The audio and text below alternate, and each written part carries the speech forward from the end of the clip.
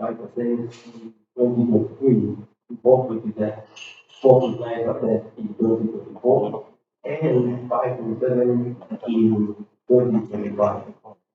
The projected growth reflects the anticipated strong economic performance we expect in 2025.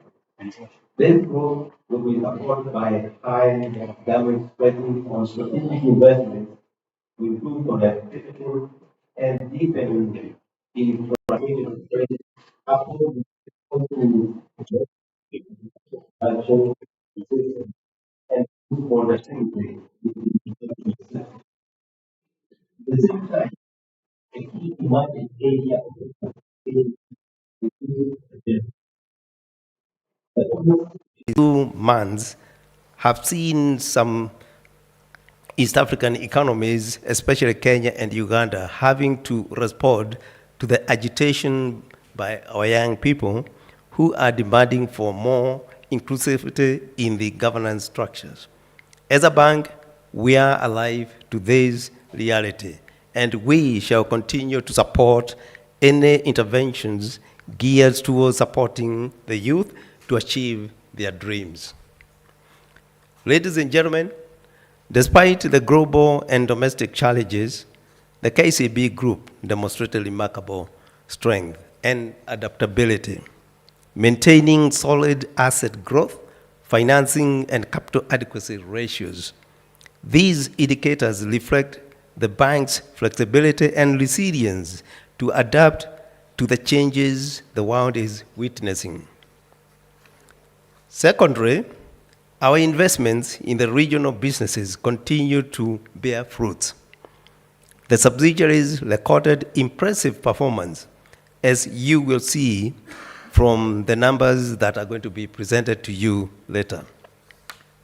As we continue to expand our operational resilience, as we continue to expand, our operational resilience remains a cornerstone of the growth and expansion strategies. It has allowed us adapt swiftly to economic shifts, maintain service excellence during organic growth, and manage risks effectively.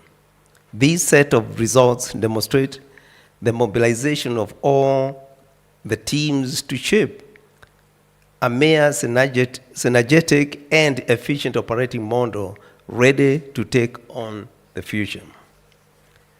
Thirdly, ladies and gentlemen, you will recall that during our update earlier in the year, we announced our plan to acquire 100% shareholding.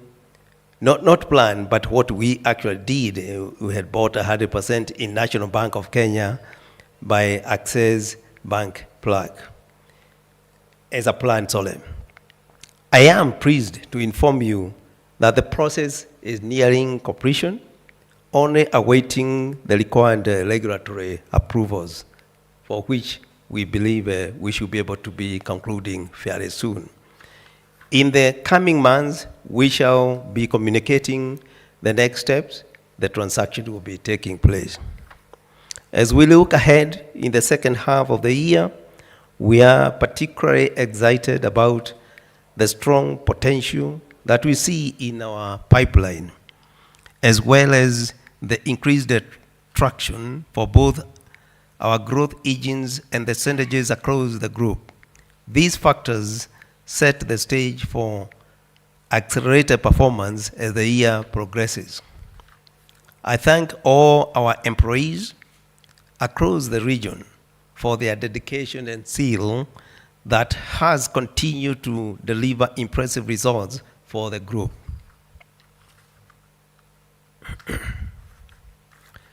Fourthly, we continue to embed sustainable practices in all our business operations and strategy.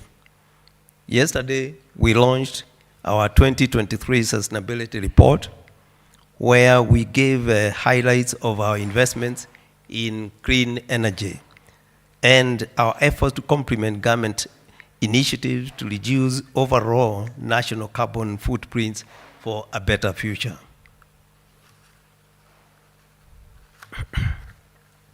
Overall, we are leading in paving the way for sustainable finance, including setting ambitious net zero and financed emission targets to support environmentally sustainable economic development.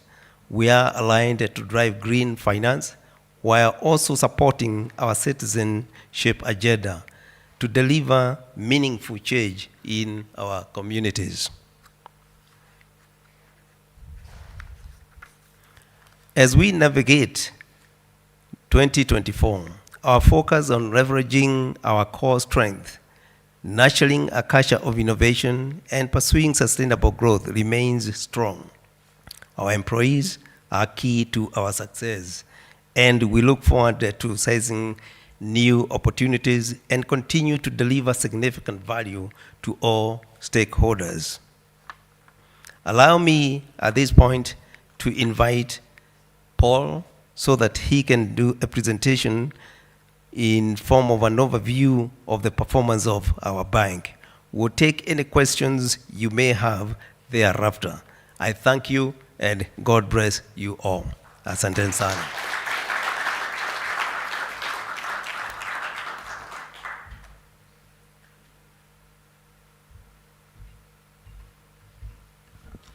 Thank you, Chairman. A round of applause for Chairman again.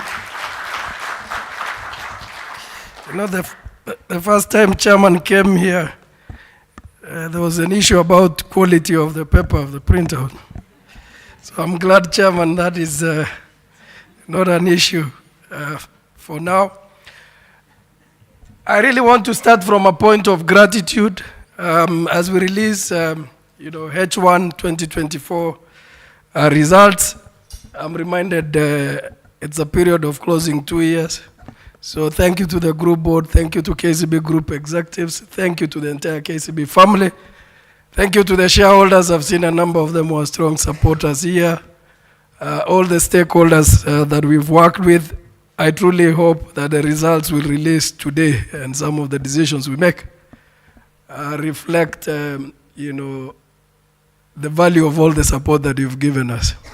I'll quickly go through a number of slides, and I'm sure Lawrence will come in and deal with what everybody is waiting for. So I do apologize that I'm the person between you and what many, want to see. A recognition to everyone online. Thank you for the colleagues that are making time from the 7 markets that we operate in. We truly appreciate you.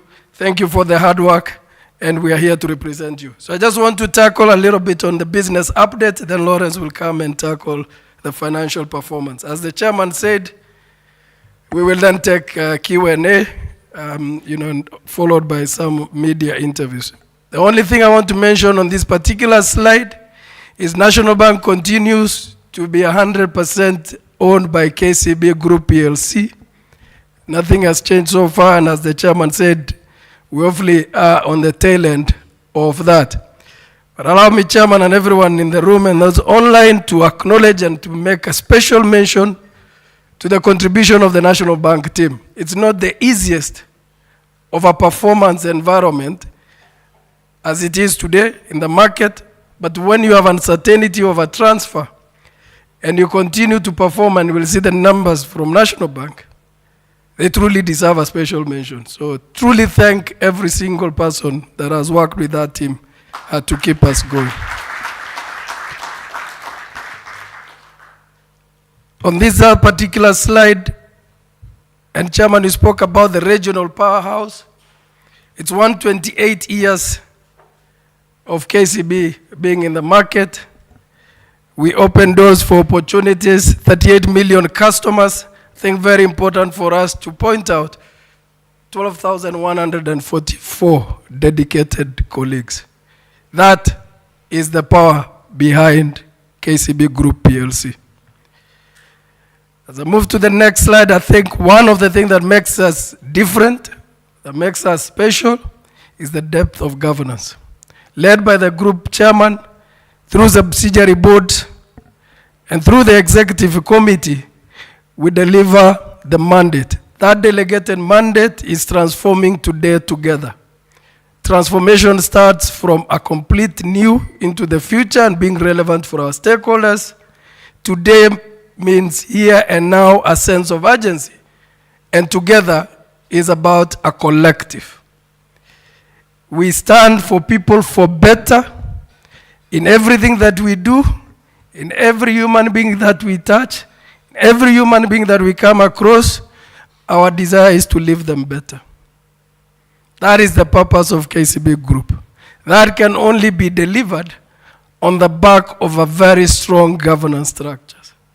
In times when we have challenging market environments, you'll anchor your future and your sustainability, not just on policies, but on the governance structures that truly work. That slide delivers that message. Ladies and gentlemen, we've got 2 levels of management, leadership at the group. You can see awesome images of some colleagues. The men are beautiful. The ladies are handsome. I'll take a little bit to, if we keep to the rule, then everybody will be bored here, isn't it? So I thought men will clap when I say you're beautiful. Or you are used to being handsome. We have Lawrence Kimathi, who everybody knows, who is our group finance director. We have Anastasia Kimtai, who is our managing director for KCB Kenya. Cosmas Kimario, who doubles as group regional business director and managing director for KCB Tanzania. Jafet Achola, who keeps us within the rails to take care of the 12,144. And one of them is myself, to make sure that we are taken care of. Boni Okumu is our general counsel. Dennis Volemi, who is a group director, technology. Rosalind Gishuru, who is a group director, marketing and communications. Anthony Muliza, I think I did introduce Anthony the last time as the new kid in the block. Now there are a few other people who have shown up, so you are now old. Charles Langat, who's moved from being a group internal audit director to be the group shared services director. So where is Charles? Because you have to stand watu wakuone. If our suppliers are not happy, then Charles is the person to blame. Faith Basie, who has taken over as group risk director. Faith, congratulations, Faith. For a long time, people have known John Mukulu, who has served over 32 years with KCB and reached the retirement age. Colleagues, let's give John Mukulu a round of applause. We then have Andrew Lisero, who is our acting group audit director. Andrew, thank you. And I'll come to just that straight away before I come back to that slide. I know that we don't have all MDs in the room, but certainly I know Maurice Opio is in the room. Agri Mulumbi of insurance is in the room. Mendy Njonjo is in the room. I don't think there's been a change here, for sure. So we'll skim through this. Truly appreciate you, colleagues. I know there are a few changes in Kenya, but I'll skip that for now. A bit of some senior board and senior management changes. I know Chairman introduced group board members, but allow me to introduce Agnes Lutukai, who is a group board member. Also the chair of Group Audit and Risk Committee. Thank you, Director Agnes. We do have 2 new board members in Tanzania who joined after the retirement of 2 other board members, Jacqueline Woiso and Anna El Mushana. I know they have joined online. We have Dr. Joyce Tamale in Uganda. We have Sige Koech in KCB Foundation. Albert Sige Investment Bank, Ali Mohammed in Investment Bank, Duncan Onyango in Investment Bank, Lucine Hope in TMB, and Joe Falanga in TMB.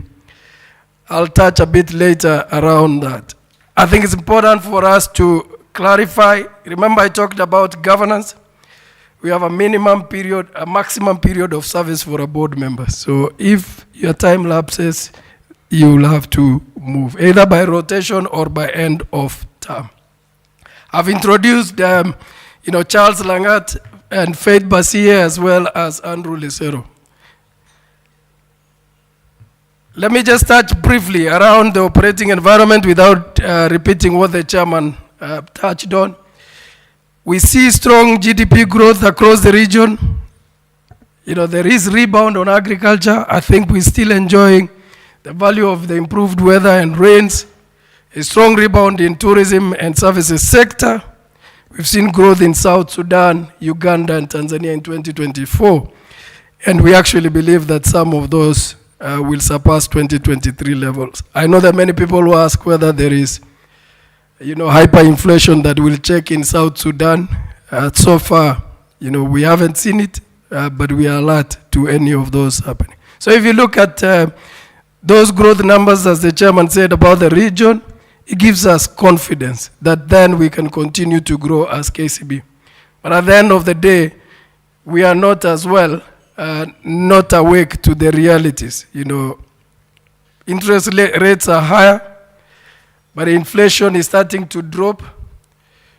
As well, as long as that happens, particularly on interest rates, we know the pressure on lending, we know the pressure on the quality of the book. So we have to be a little bit more cautious on that front. I'll skim quickly and talk about, when the Kenyan shilling was depreciating, subsidiaries were posting some very good numbers against the Kenyan shillings when you convert into KES. Now Cosmas says, Paul, you need to adjust my numbers because the Kenyan shilling is strong. And I told Cosmas, you didn't adjust the Kenyan numbers. So, kila mtu ni kupambana na hali yake Cosmas. So despite that, I think we will see in the results that the teams have continued to do an amazing job. So a little bit of pressure on that front when you consolidate, and Lawrence will talk about that.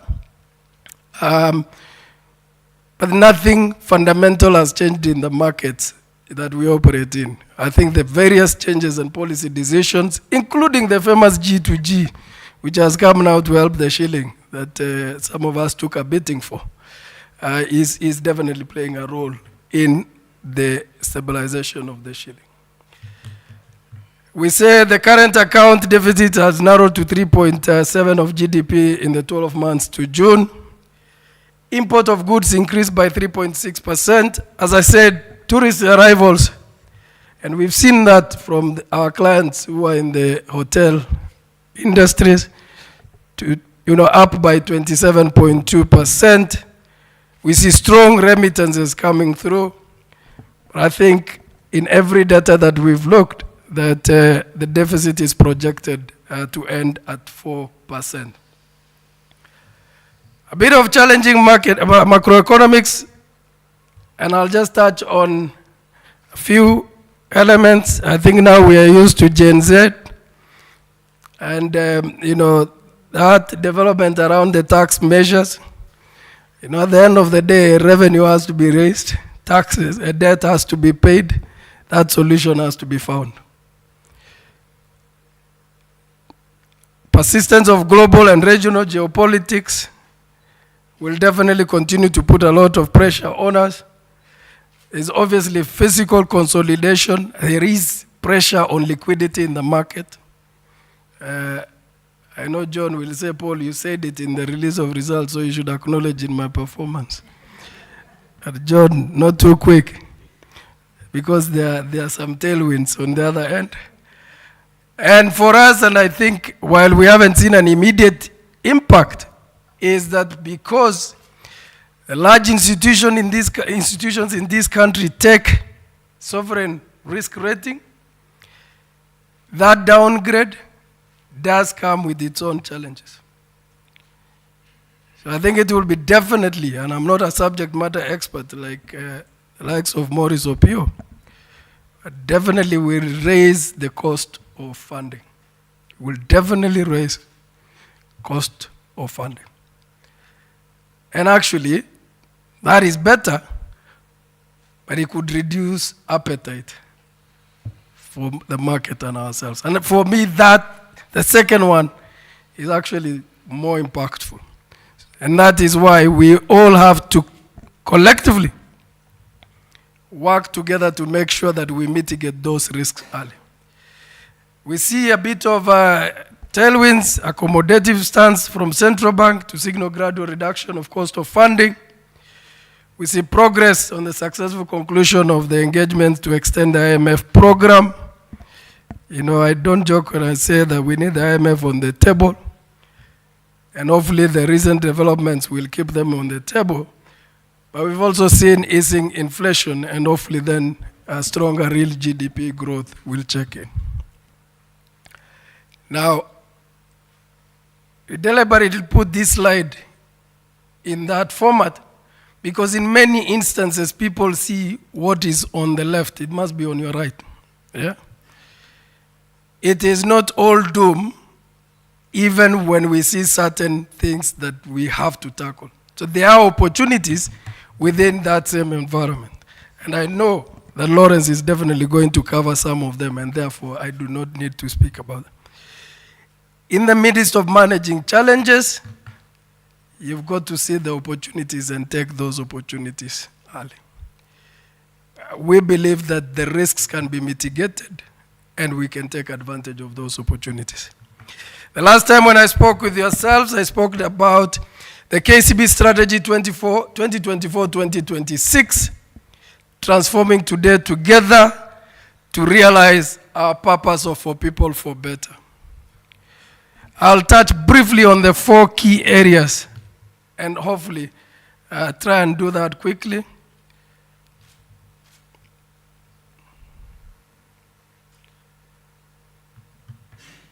Pillar number 1, which is customer-centered value proposition.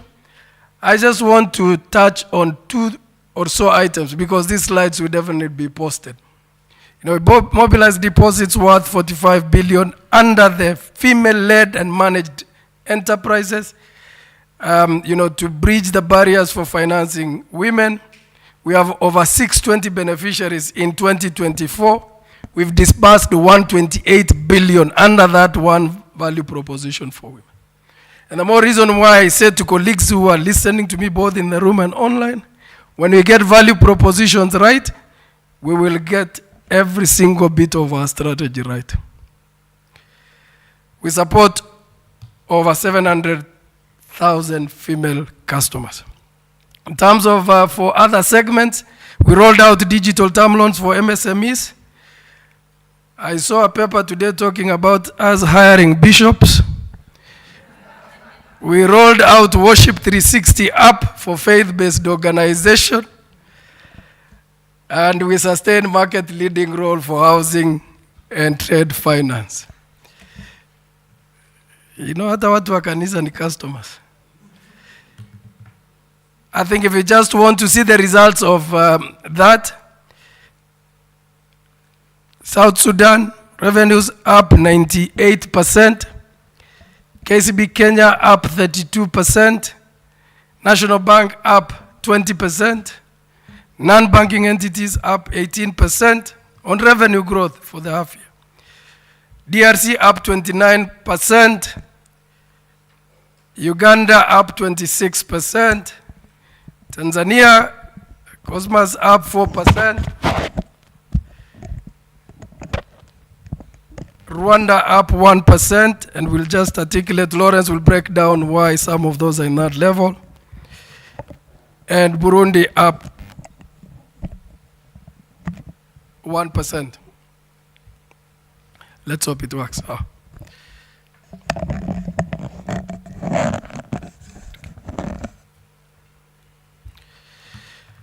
On the second pillar, leveraging group capabilities, you know, we've driven our cost-to-income ratio for H1 is down to 46.8% from as high as 55.3% in H1 2023.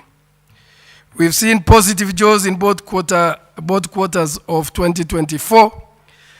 Our cost-to-income ratio, staff cost-to-income ratio down 350 basis points, despite a 10% increase for our own staff salaries. And the centers of excellence which Charles leads for enabling functions do optimize group support. We've built a group treasury function to optimize our balance sheet. And one person that is in the room, Ramla, has taken over the role from a previous role as the person in charge of corporate in Uganda, now leads our corporate, regional corporates across, the region. So links up with the rest of the entities. So congratulations, Ramla. I think we're talking about NBK transaction, which is in progress. But like I said, I am really grateful to George and his team for what they've done in H1.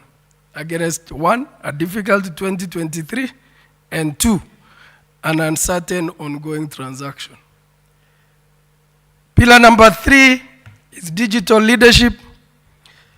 I just want to point out 2 elements, and very important. While ATMs are down 9% from the number of transactions, they are up 141% on volume, on cash value. And that reflects the decision we took for us to invest in cash deposit machines, CDMs. So while somebody sees a drop on the other front, the strategic decision to support corporates and SMEs and place cash deposit machine in strategic locations is paying. You probably see Mobi service dipping by 26%, which is B2C, C2B, and B2B. It's because we have customers migrating to internet banking. That's why we are seeing 62% off. So while it was convenient to do it on mobile, it's now becoming more convenient to run those transactions under internet banking. So I must thank the team that has done that piece of work. I think many years ago, internet banking was not what we are known for. Today, when it's down for like 20 minutes, I see the pain on Twitter. So well done to the team that has done that work, Dennis and everybody else, and the teams in Anastasia's team and everyone else that is involved in that. On the last one, optimize data and data analytics. We're lending 1 billion per day on mobile. 1 billion. Improved limits management for digital loans led to 72% increase in mobile loans disbursed to 187 billion. We've used lead generation algorithms to pre-score customers and enable business teams to cross-sell and upsell. I think it's very important for me to say at the end of the day, we've used bots and algorithms to reduce the pain for customers. And as Charles takes over in this role, we expect to see a lot more improvement in that process.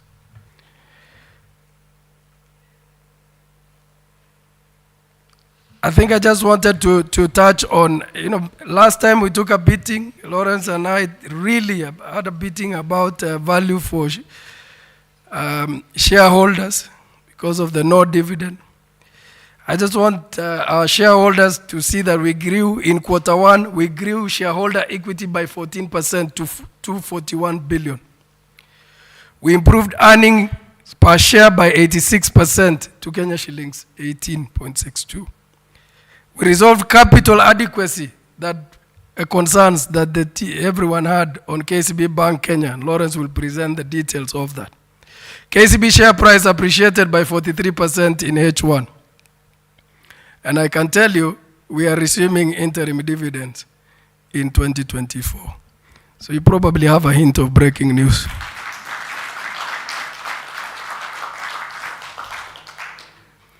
For our employees, now people can continue to stay, isn't it? So I can stretch the slides a little bit. There'll be patience to wait for that. But we've had, sometimes, so when we say we've had diversity, now we've moved to 51% are female, 44% are male. I'm attacked on the paper saying we are favoring ladies. No, everybody comes on merit. Our policy. In fact, the chair of Group HR Committee is here, Director Alice Kerenge. Kila mtu ana sweat kupita the same interview, Jafet, isn't it? Yeah? So, the boy child has to wake up. Yeah, but we have to support the boy child, and that's why we have our own engagements about how to support that group of colleagues. Employee benefits improved by 10%, so we took a hit on our staff cost to increase staff benefits by 10% to 19.3 billion. And that is in the sense of performance incentives and collective bargaining agreement that we have with Kenya Bankers Association, collective. And our organizational health index, a score that our own staff give us independently, run by a third party, moved to 80 from 79. So top decile, meaning there's something we're doing right for our staff. Moving on swiftly on sustainability, I spoke about governance, the board oversight, ESG. 89% of our staff took a group-wide online sustainability course. I was asking Japheth yesterday why it's not 100%. He reminded me it was not yet performance review circle. Because I'm a bad, okay. We've got on a strategy, availed facilities for green projects, 12.1 billion in H1. We planted 1.26 million trees with our partners as part of our carbon offset program. In terms of risk management, and we launched our sustainability report yesterday, it's online. Screened loans worth 237 billion under the environmental and social due diligence tool as at H1 2024 in Kenya, Rwanda, Uganda, and Tanzania. And I must hasten to say that our sustainability report and the data in there is actually assured by Deloitte, who are not our auditors. The metrics and targets that we've given, we are targeting net zero carbon emitting business by 2050. 16% of our loans are green loans. Our loans are green loans. We are targeting 25% of that portfolio by 2025. We champion the creation of shared value. I introduced Mendy a number of times. Our foundation is the soul of the organization, the soul of the group. The Tujiajiri program continues to create employment, continues to enable people to be able to use their knowledge, skills to make decent living. 4,868 beneficiaries recruited in 2024. 17 beneficiaries recruited under the Seafarers program. That's when you know where I come from. There are terms that we don't use. The guys who come from around the seas know what the seafarers mean. But actually, we can pride to say we did develop that program for Kenya Maritime. Right? We did develop it ourselves. How I wish that program can actually be embedded and fast-tracked because the opportunities are immense for employment. We are able facilitators for it. 2,500 business plans developed in 2024 and 3,238 jobs created directly in 2024. Mifugo ni mali. It wasn't created because I'm a CEO. I got it when I joined the group in 2014. But I love livestock. It's looking to commercialize livestock in ASAL. I think many now we're focusing on beef to prioritize beef. Now I'm not conflicted because I'm in camels. Training farmers in poultry and blue economy value chains.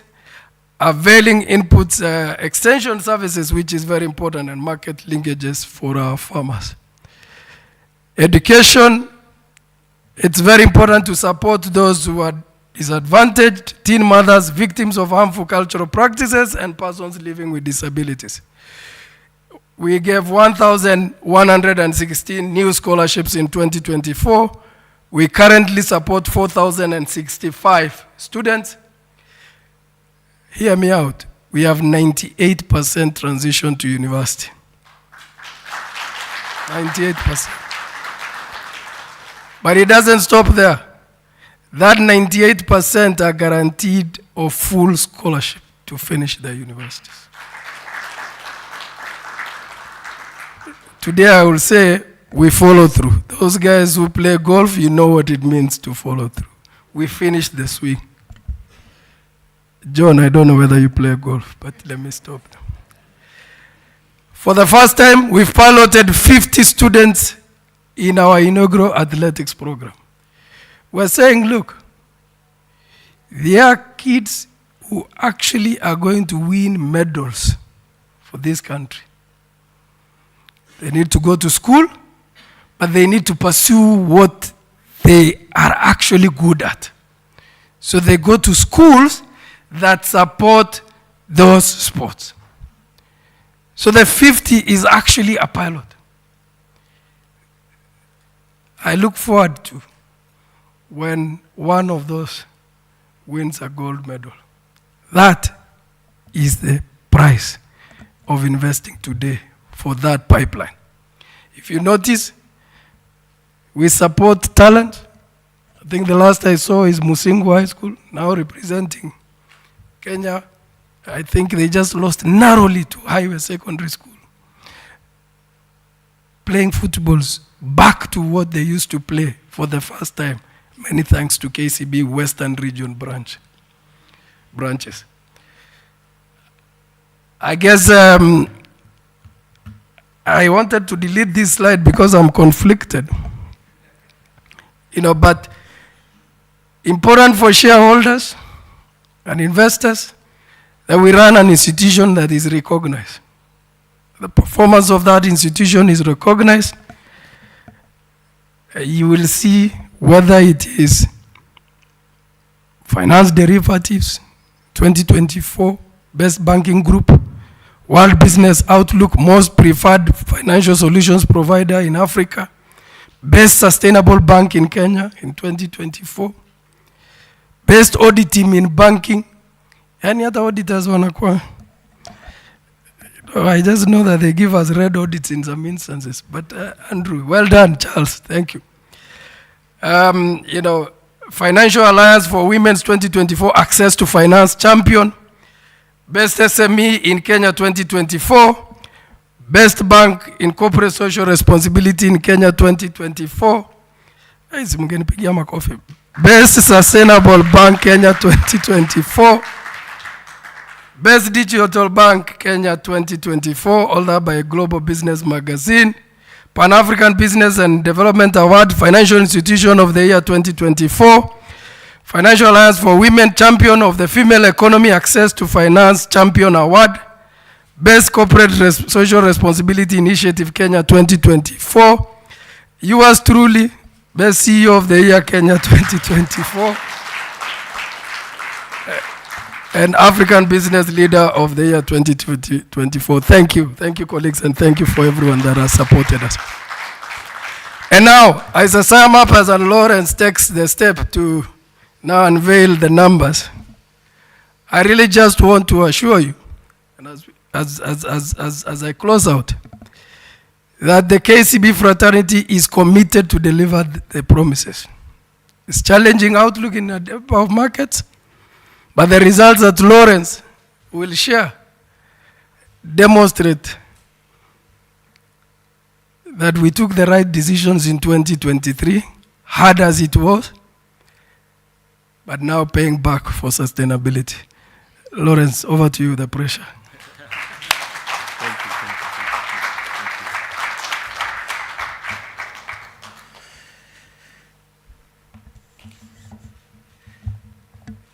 Thank you, Paul. Well done. In fact, let me take that slide back where you were conflicted. Can you reverse it?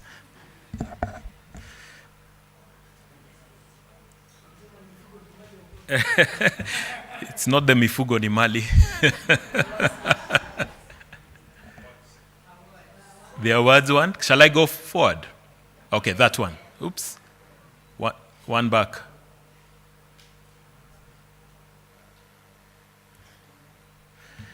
Yep, I think since Paul was conflicted, let us recognize that recognition.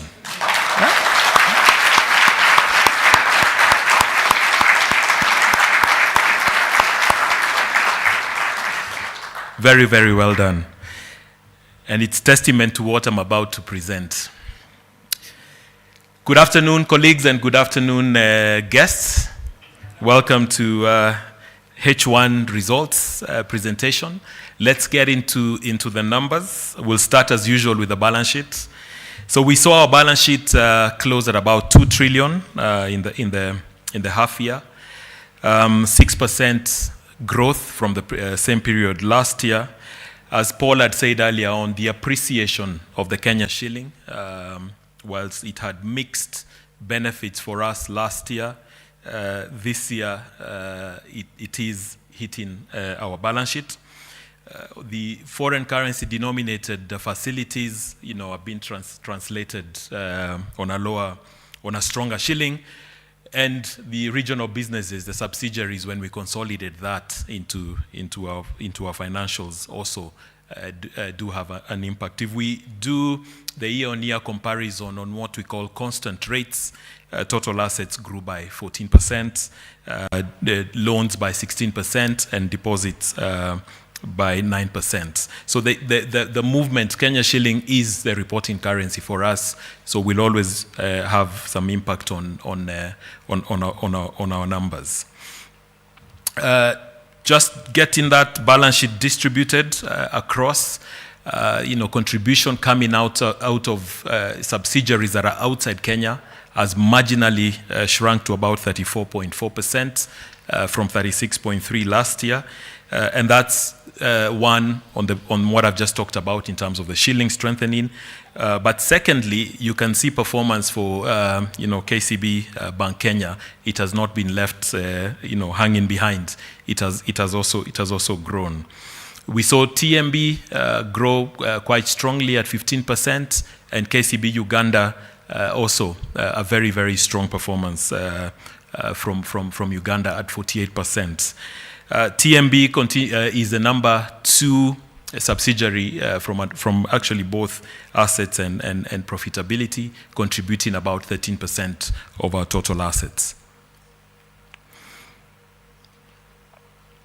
This is the part, and I saw Bernard around here. We're getting to that slide where I will be asking you to stand. Yeah. But gross loans grew at just under 10%. At constant currency, it was a higher number. A third of our loans that we have at group level come out of subsidiaries, and about 28% of our loans are denominated in foreign currency. If you look at the staging, the loan staging, which is basically IFRS 9 staging, stage 1 and 2, fairly good facilities. Stage 3 is your NPL. You'll see that the NPL number has gone up to 212%. And that's why I was talking about the slide that I really don't like presenting here, because NPL has been topical for us for quite a while. We are managing this, focusing on it. The numbers are not turning and going in the right direction, as we've talked about in the past. But our NPL ratio did go up to 18.5, contributed largely by Kenya, KCB Kenya, KCB Uganda. And for the Uganda part is we launched a new facility or a new product for mobile lending called MoPesa. We launched it in December. So for us, that's lesson number 1. Do not launch a mobile product in December. People will borrow for the wrong reasons, and they will not be intending to pay you once they've had their moenjoyo. So that's one. Secondly, we as you launch, you go with risk buckets based on your internal analysis. After 3 months is when you start getting the behavior of the customer, and we incorporated the behavioral scorecards. We are seeing an improvement coming through, but it didn't have an impact, especially in the months of April and May. We've also seen, when you look now in terms of our internal sectors, you can see SME, quite a massive increase, MSME, quite a massive increase in NPL from 11 to 16, and the mortgage sector. For a long time, corporate has been coming down. The corporate section, their NPLs have been coming down. We are seeing a bit of a stagnation there, John. So that's something that when the questions start coming, prep yourself. At stock level, I mentioned the number earlier, 212 billion. It's about a 30 billion increase. 95% of that increase was contributed by KCB Kenya. This came at the end of the year, quarter 4, as we were doing our full year. Quite a number of big corporates were downgraded at the end of the year. When you look at the NPLs by country, NBK, KCB Bank Kenya, and TMB are the 3 entities that are sitting on double digits, and these are the ones that will pay a lot of attention on in ensuring that we take the corrective action. 2 pieces of good news on this slide, and I know you don't expect me to talk about good news when ECL is going up.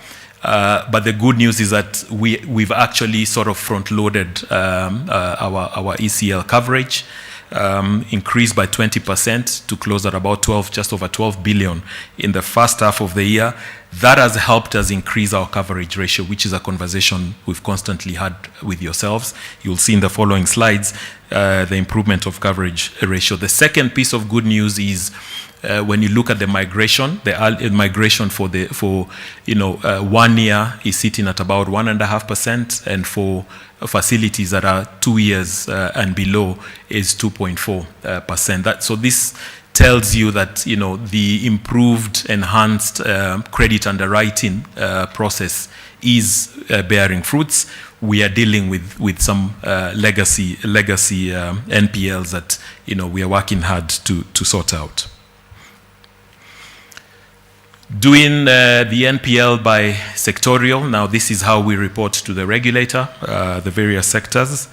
You'll see the top 3 NPL sectors is agriculture, followed by building and construction, and energy and water. Those are the ones that contribute the highest in terms of ratio. But the ones that contribute the highest in terms of stock is manufacturing at 26.9, followed by real estate at just under 16, and personal, which is our check of consumer loans, at 14%. Good news is that is the largest loan segment for us as a group. It contributes about, of our total gross loans for KCB, 34% of those loans are actually under personal and household. It has the lowest, one of the lowest in terms of NPL ratio, still at single digits. We are seeing pressure coming on that sector because of the general macro, especially on the scheme loans. University funding has been very topical in the last 1 week. That is also contributing to the pressure that we are seeing on that sector for our book. I talked to earlier about our level of coverage because of increased ECL charge. The provisions that we've increased, you can see IFRS coverage ratio has improved from 46% last year to about 56% this year. So that's quite a big improvement, a marginal improvement on the regulatory side of coverage. But more importantly, we have reduced the statutory loan loss reserve by 63%. That has released some, capital, a lot of capital to be utilized by the business to fund growth. When we add collateral and some guarantee facilities we have with a number of DFIs onto the actual provisions, you can see that for both IFRS and regulatory, we are well above the 100 coverage ratios. Right, maybe this is where I should start telling you to buckle up. Yeah. So on the income statement side, 29% growth in revenue, driven by increase in our earning assets. Our earning assets went up about 6% year on year without taking into consideration currency. FX income has had a phenomenal first half of the year. You can see there 69%. Kenya has contributed about 52% year-on-year growth. Subsidiaries have also done quite well. Tanzania, TMB, and South Sudan as well have done very well.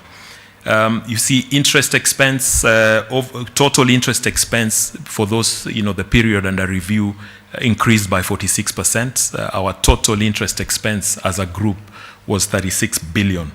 But despite that, we were able to still protect the margin for the organization. I think that's the next slide that talks to that. You'll see our NIMs, which is net interest margin, has grown from 6.1 to 6.5. So we did this by obviously, balanced pricing decisions to the consumer, but also taking opportunistic investment in high-yielding government security papers that have given us some very good yields, protecting the margin for the bank.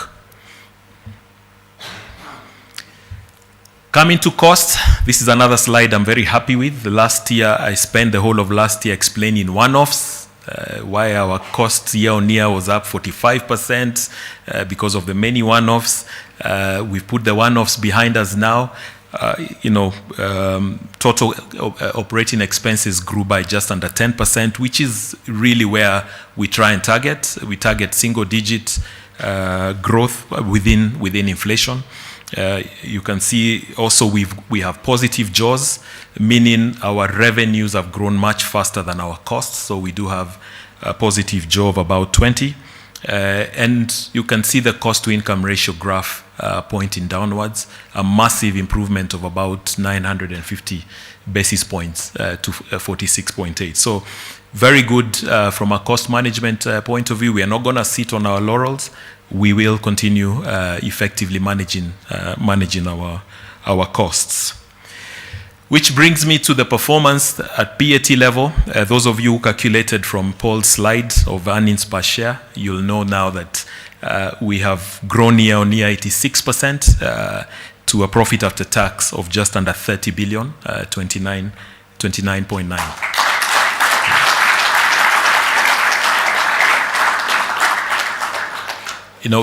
The beauty is the growth has come in the best place you can get your growth from, which is top line.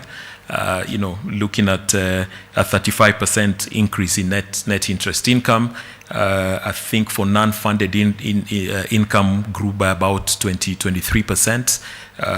To give quite a robust top line growth, but equally the fact that we've been able to keep our costs within single-digit growth has delivered that good performance. In terms of contribution from just distribution of that across our subs, 38% of the PAT is coming out of our subsidiaries. In fact, the line just under the heading there is the most important one. Our subsidiaries outside of KCB Kenya have more than tripled their PAT. I think they deserve a clap.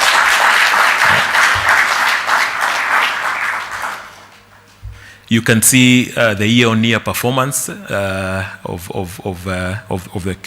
the top three. KCB Kenya 52%, TMB 66%, South Sudan, Roba, well done, 84%. I'd seen Roba here.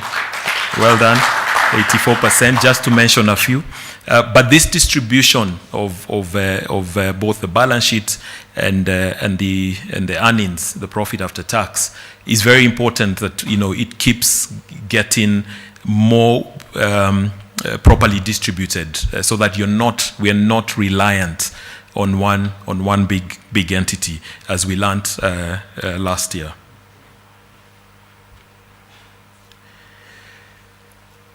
So, coming closer to the end of the presentation, I thought this slide will just give you an indication of what we said. We don't forget what we promised. In March this year, was it March when we were doing the results announcement? We asked investors to give us time because the capital buffers for KCB Kenya were very low. 1.3. They were not even meeting our own internal limits, which is an additional 200 basis points above. And we asked for time to utilize the capital we have to grow and generate good returns. You can see those buffers as at half year, June this year, have almost tripled. If you look at the core capital one, from 1.3 to 3.7, that's almost triple, and the total capital one has more than doubled. So we do keep our promise. And based on that performance, the board has recommended an interim dividend of 1 shilling 50, amounting to 4.8.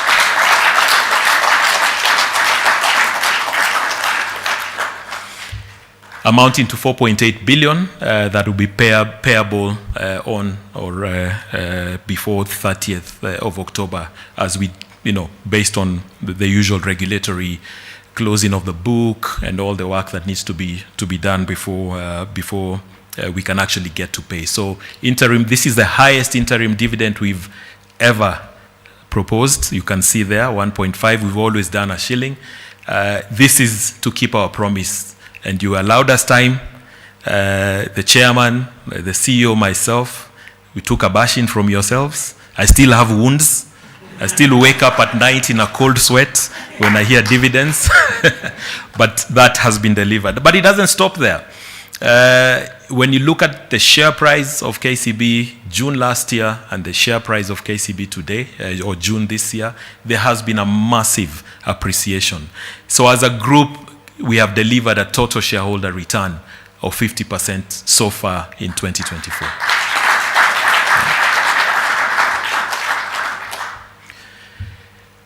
These are the capital ratios after taking into account the interim dividend, and you can see, they still are fairly heavy, fairly comfortable, especially if you single out KCB Kenya, which is the largest subsidiary that, where, the shareholder always goes to KCB Kenya to say it's time to pay.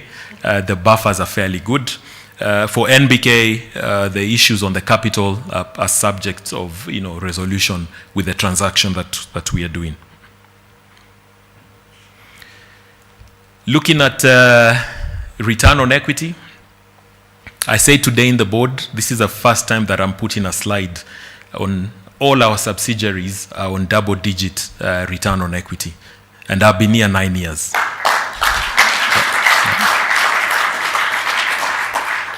Massive improvement across, which has contributed to, almost 960 basis points improvement at group level, delivering at group 26.1 return on equity.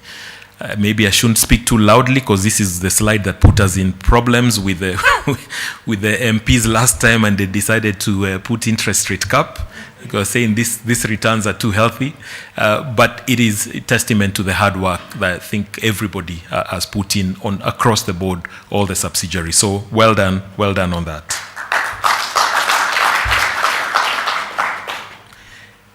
And finally, just taking stock of what we promised you, what our outlook for 2024, in terms of KPIs. I'll focus on the reds where we are behind. I think NPL, I've talked to that. Cost of funds, this is mostly really coming out of the Kenya businesses. We all know where the cost of government security interest rates are, and that is driving what the depositors, the owners of the money, are demanding. So that's something we'll keep an eye on. Nonetheless, we managed to protect the NIMs, so we are still within just under the range that we had given for outlook. Loan growth 7%. That's with the currency impact. Without the currency impact, it's sitting at about 16%. So again, something to just keep looking at.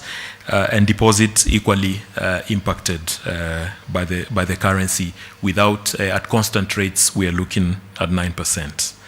So thank you, ladies and gentlemen. We shall then take questions from here. Thank you. Thank you. Thank you so much. Another round of applause. Thank you so much. And I'd like to once again appreciate our group chairman, our group CFO, our group director of finance. And as we transition to the Q&A session, I'd request the group chairman kindly come to stage, the group CEO, Paul, and the group director of finance. I want to take this opportunity to really appreciate our online viewers for the comments and feedback that are coming through. And as we wait for the panelists to have their seats, kindly for the audience that are with us on the floor, once you get the mic, introduce yourself, the organization you're from, and make your questions quite brief so that we give everyone an opportunity to speak. I'll go straight ahead to the questions that have come from online. It's on KCB group query on staff levels. KCB implemented a voluntary early retirement process last year, but we also saw the overall headcount rising from TMB acquisition and new hires in the year. Has the group completed this rationalization process, and do you believe the current staffing levels are at the optimal? That question is from Kefa, Business Daily. That is for you, Group CEO. The other question is from Omwandes. Do you fund local startup groups? If yes, how could I reach out if that is done? Allow me to take the last question from online for this session. Thank you, Paul, for your leadership. A follow-up question on the Ethiopian market. How far are they ready? Has their parliament endorsed the cabinet approval to open up their financial market for foreign investors? How prepared are we towards it? Thank you. Probably, with your permission, if I can take one last from online. Thank you, Lawrence. So this question is from Patrick Alushula, that is from Business Daily. What's behind the stagnation of corporate NPL ratio at above 30%? You had mentioned a few big names driving up this number. What's the progress in getting a resolution? That's to you, Lawrence. Thank you. Okay, let me give it a go. I think on the VER and new hires. So every now and then the executive team and the board sit and discuss and review the staffing levels, primarily driven from three key areas in top of mind. One is, and of late it takes center stage, is gains and values from technology investments. Second is new areas of businesses, or just new businesses like TMB. We've got new business areas like ESG Asset Management, which is a new entity. We have strengthened our digital function with additional resources. So new areas of business focus or areas of strategy. And the third, which is very interesting and is at the core of this VER conversation, is many a times staff ask for VER. That's why it's called voluntary. So you might not have a plan to let people go. But as you engage with your staff, they say, okay, I've traveled this journey. I think the bus needs to stop here, and I need to drop off, put in a scheme that is favorable for me to be able to proceed. So that's why it's called voluntary early leavers. One of the things that we've made more of a practice as KCB, that every 2 years, we take a step back and say, do we need to open it up? So that anybody that wants to take advantage of can take that. And the most interesting thing is, staff will always ask for VER, but when you open up, the uptake is less than 50% of what you budgeted for. So last year, for example, we had budgeted job of around 400 people. Now this is a problem of being a good employer. What wanasema tupatie? But also, environment changes. So today, I might be thinking I can take that money and make some investment, but then by the time we issue VERs the following year, the market environment has changed, and a person then makes a choice. What I would just want to confirm here is for KCB, it is truly voluntary. And I think at the end of the day, we haven't had redundancies for the 10 years I've been in KCB. On the second question, and thank you for that question, we fund local startups? Absolutely we do. I saw Angela here. You know, Angela is in the room. We do. Whether it's through the foundation, Mendy, you have funding that you've mobilized from partners for that purpose. What I would say is, you know us, just reach out to us and particularly that to Angela, to Mendy or myself, Anastasia, we will work to deliver on that. In terms of Ethiopia,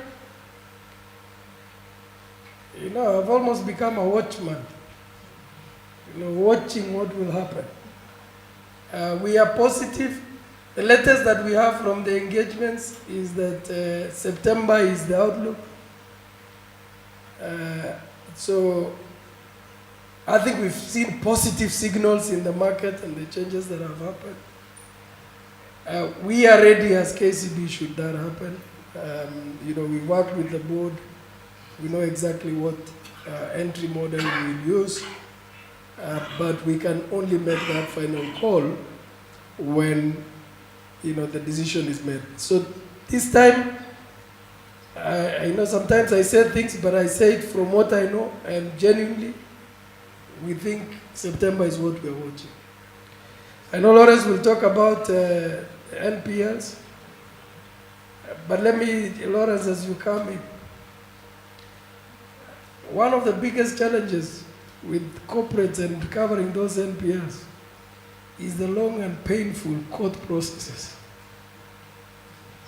It's not about the value of security. It is not about the fact that the person has defaulted. It's not about the viability of that business. Somebody else is willing to run it. You win in Malindi, somebody appeals in Kisii. You win in Kisii, something is filed in Kitui. Yet the facility was borrowed in Taita. I live there, Lawrence. At raising for you.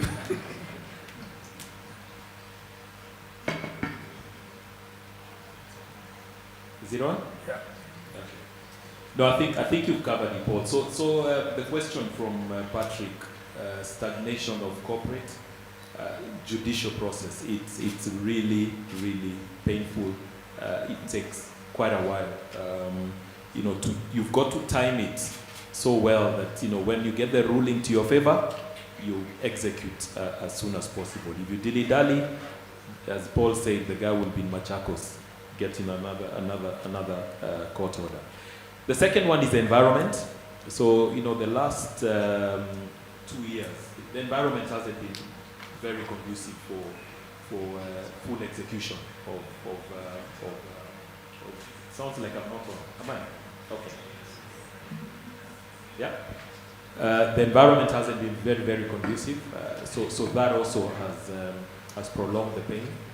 But the reason why I was pointing at Bernard, who thinks he's here for a free lunch, is I wanted him to actually address this issue of NPL because he's a subject matter expert. So Bernard?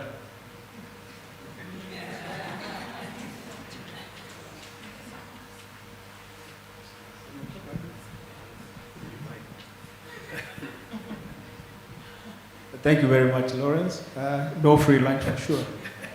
So a mixed bag of results. We've had some significant progress, especially on rehabilitation. What do I mean by rehabilitation? The names where we've restructured, we've agreed with the customers how to move forward. We've seen some very good progress. We've also seen some very good progress, especially where we are agreeing on full and final settlements. And I think just like Lawrence has said and the CEO has said, corporate names take a bit of time. The Kenyan book is actually affected by very few accounts, but we see some positive outlook in the second half of the year, especially on rehabilitation and full and final settlements. We shall deliver some good results. Thank you.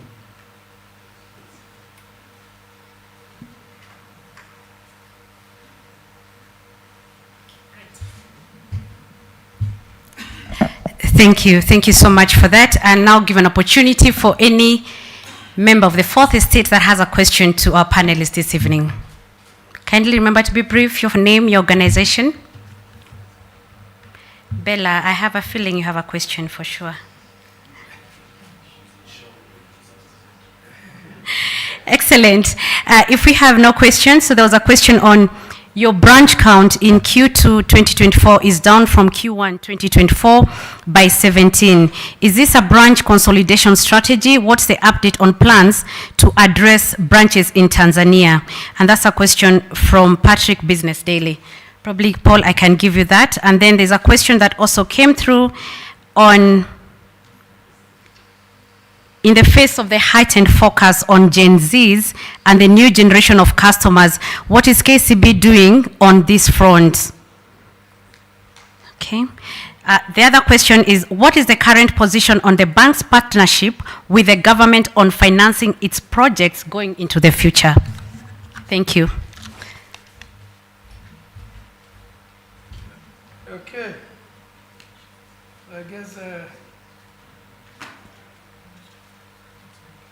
I guess it's my time to earn my keep, yeah? So I think just for branches, I think it's very important. Reduction in branches will definitely be coming out of Rwanda. If you recall, we did have 16 branches with KCB Rwanda, and if I'm not wrong, BPR had around 150 branches as well.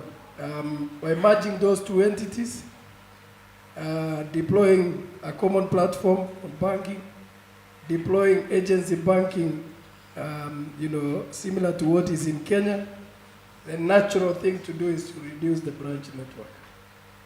And that in itself is still under evaluation. So what is there today, and Cosmos is here, is a continued evaluation. The more we embed our agency banking in that market, and sufficiently be able to cater for some of those customers, the physical branches will reduce. The interesting part for Rwanda is most of those branches were owned by the bank that we acquired. So at the end of the day, it's also getting out of those fixed assets that we own. For Tanzania, Cosmos, I'll give you a break today. We are very clear that we will expand our footprint in Tanzania. I'm a bit aggressive more than Cosmos, but he just launched a new branch in Geita on Monday, isn't it?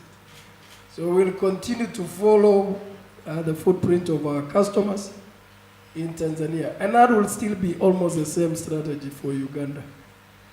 Given the performance of KCB Tanzania, that limited distribution is something we're addressing. I think in the last 2 years, we've opened 5 or so branches, 4 branches. In mathematics, we'd say it's in the ballpark, yeah? 4 branches in Tanzania.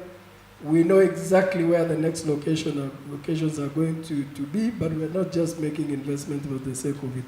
There has to be a base of customers for us to do that. But also, as Angela and Dennis deliver the digital agenda, we have to find a different way to serve customers in that expansive market.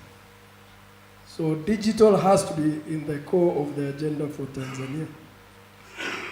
And I'll link that straight to the Gen Z question.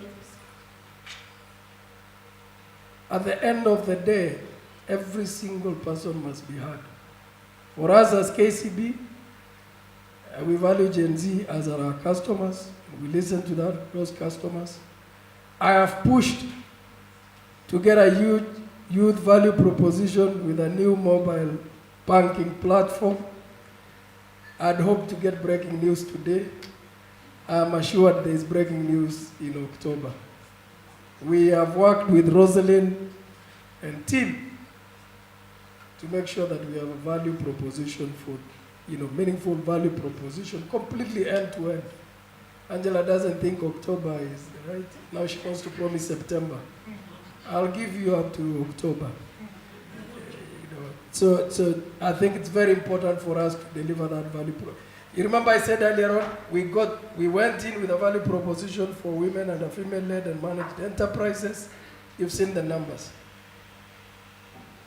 Worst case scenario is in November for us to deliver one a state-of-the-art, hopefully, and one that works for agencies. But most importantly, away from just the products, the KCB Foundation as a pillar to be able to deliver solutions for employment.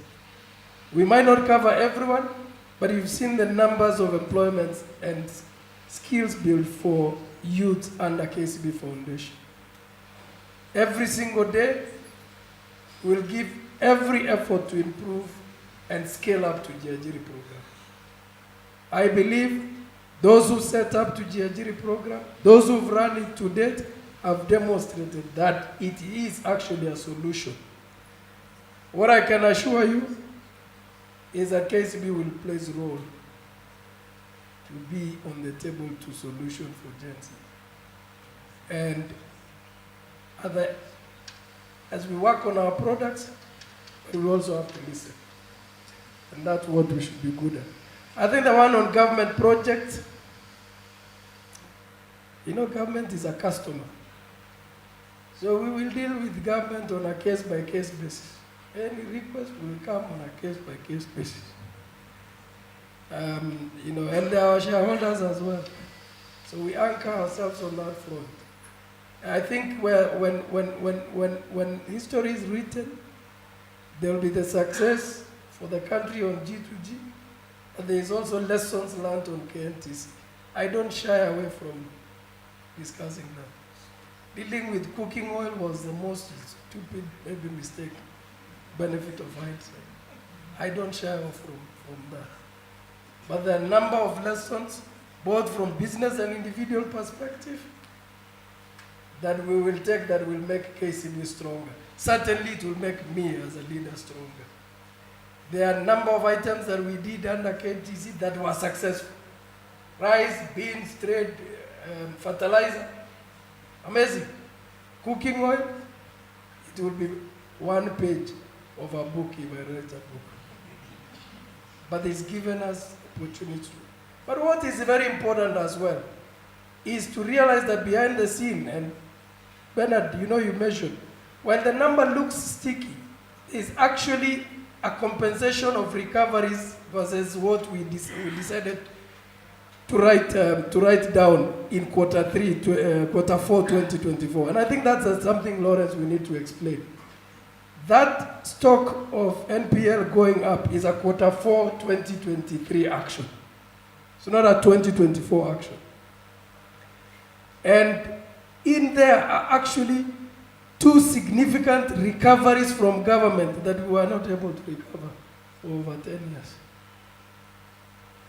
So I don't stay away. If they owe me, there's something in the past.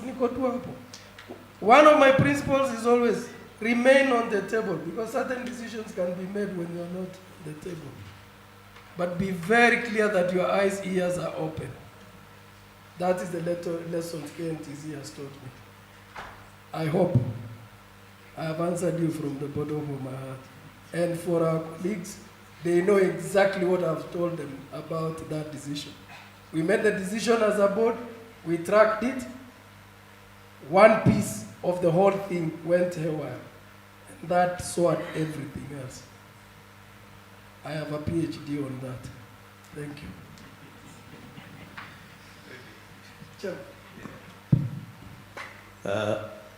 Good afternoon once again, ladies and gentlemen. I just wanted to say something on the question of a partnership with the government. Of course, I think what was being given reference is more in terms of loans. But you see, the government, as indicated, is a customer, and they also borrow from not just KCB, but other banks and even other non-bank, potential investors in government securities. So that is one other vehicle through which we certainly cannot avoid, because I believe it is not an area that we have had a lot of challenges. The challenges are more in what Paul was explaining. But of course, there we have to walk the journey carefully to ensure we don't get into what might end up burning and impacting on our strength as a bank. Asante.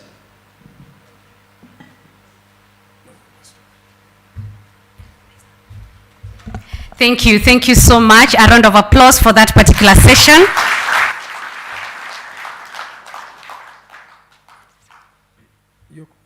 Yes. Okay. Just as you close, I think, Chairman, I would request that you just make a comment on the dividend. I think, you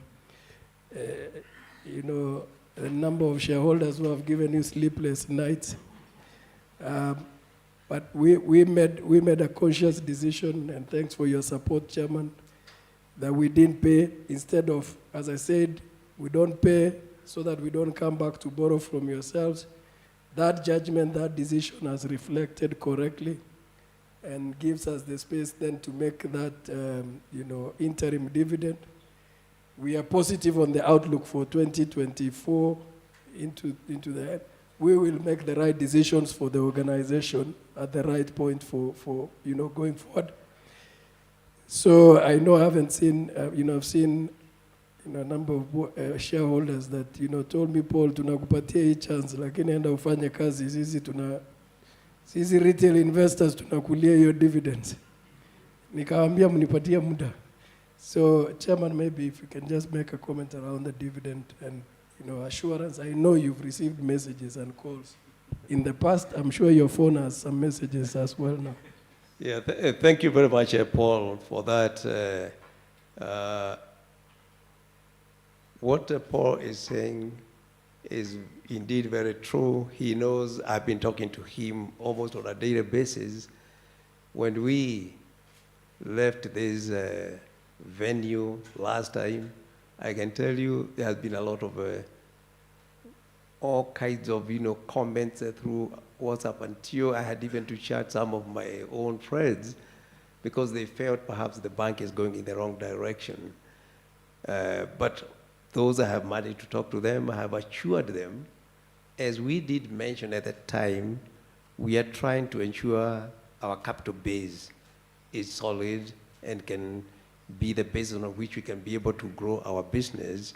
And as we did indicate at the time, we could see the future is better, it will be good, and for no reason should we fail to honor our commitment. We promised, and I can tell you I'm one of those. I may not be getting any dividends because I haven't invested in KCB, but I can tell you I'm one of those who are going to be able to sleep comfortably tonight with this, you know, good news. So we want to assure you, and we have made it very clear to our management team to know, let us not assume we have arrived in Canaan. We still want to ensure the way we have performed in the past before the last time when we did not make it, we want to ensure we are back on that path and sustain it. And we'll remain committed to that and work hard. Of course, there could be other external developments that may be beyond, and which, of course, I would expect any person who is rational to see. It is not failure, but on the part of the staff, we believe we are going to deliver. Asanteni sana.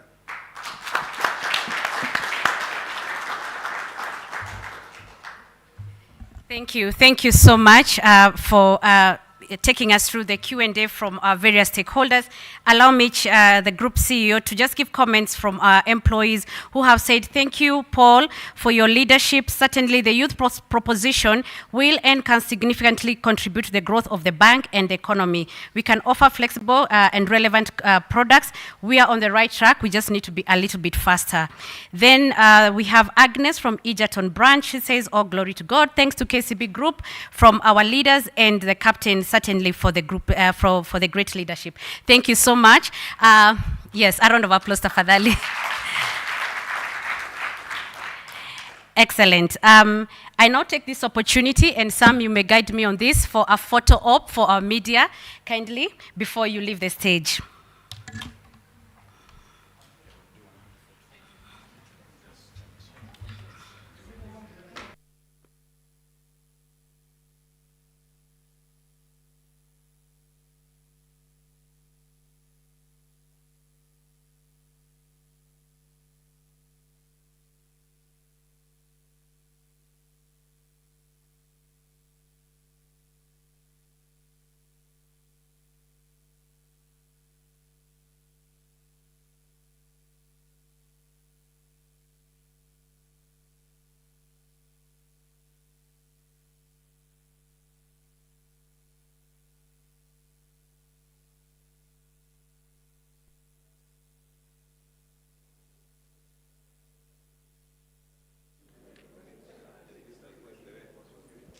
Thank you, Sam, for taking us through that. Kindly let us know if we have great photos from the media team. Asante, thank you so much. And as we have our group chairman, our group CEO, and our group director of finance take their seats, kindly let's appreciate them. And for all of us, for all the great work that you've done, including our employees who have joined us online. Thank you so, so much. I can feel the excitement in the room.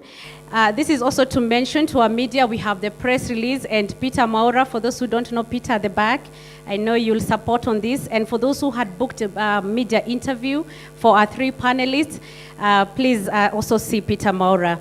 Ladies and gentlemen, we mark the end of our program, and for me, it's just to appreciate each one of you for your participation, especially from our online users and for those who have joined us on ground this evening. Mine is just to say, God bless you and have a fantastic evening ahead. Thank you so much. Doors should not hold out opportunities. Doors are the gateways to progress. The ones that hold ideas, ones that hold the key to equality. Let's take doors to places where there are none and bridge the distance by connecting the past to the future. Let's open big doors and small ones.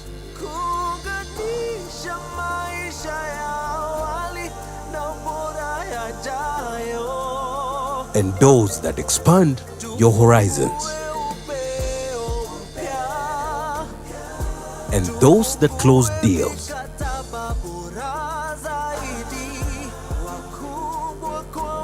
Let's open big doors that harbor progress in all the places that we are, at all times that we can, for as long as we can. KCB ni yetu. KCB ni yangu. KCB is mine.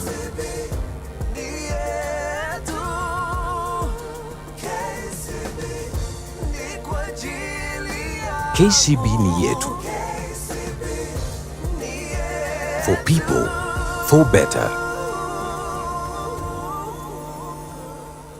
Doors should not hold out opportunities. Doors are the gateways to progress. The ones that hold ideas, ones that hold the key to equality.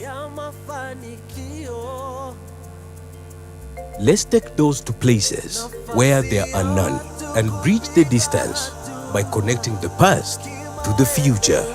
Let's open big doors and small ones.